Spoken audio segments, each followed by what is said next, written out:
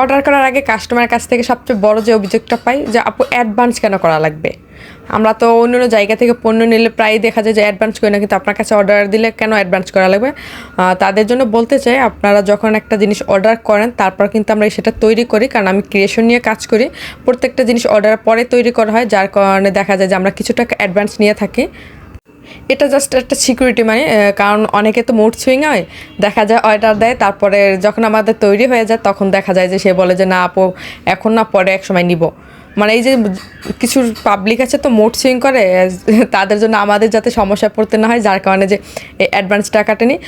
এখানে অ্যাডভান্স করতে অনেকেই ভয় পান, কারণ হয়তো কোথাও এর আগে অ্যাডভান্স করে ধরা খাইছেন, দেখা গেছে যে পণ্য দেয় না। কিন্তু না, আমরা অবশ্যই রিয়েল, একটু যাচাই বাছাই করে এই কাজটা করবেন। যদি অ্যাডভান্স করেন কোথাও, অবশ্যই একটু যাচাই বাছাই করবেন। সেটা আমার ক্ষেত্রে হলে একটু যাচাই বাছাই করবেন, কারণ আপনি যদি একটু পেজটা ঘুরে দেখেন তাহলে খুব সহজেই বুঝতে পারবেন কোনটা রিয়েল পেজ আর কোনটা ফেক পেজ। একজন ফেকের কারণে দেখা যায় যে আমরা 10 জন, আর রিয়েল সেলার দেখা যায় আরও ভুক্তভোগীটা হই। যারা আমরা ক্রিয়েশনে কাজ করি তারা মূলত এই অ্যাডভান্সটা নিয়ে শুধু আপনাদের যে কিছু কিছু আপুদের দেখা যায় যে মুড সুইং হয়, তাদের জন্য যাতে আমরা ভুক্তভোগী না হই বা আমাদের যাতে সমস্যায় পড়তে না হয়। কথা বলতে বলতে খুব সহজ এবং সুন্দর একটা শাড়ির ডিজাইন কিন্তু আমি শেষ করে ফেলাইছি। আপনাদের কাছে কেমন লাগলো জানাবেন।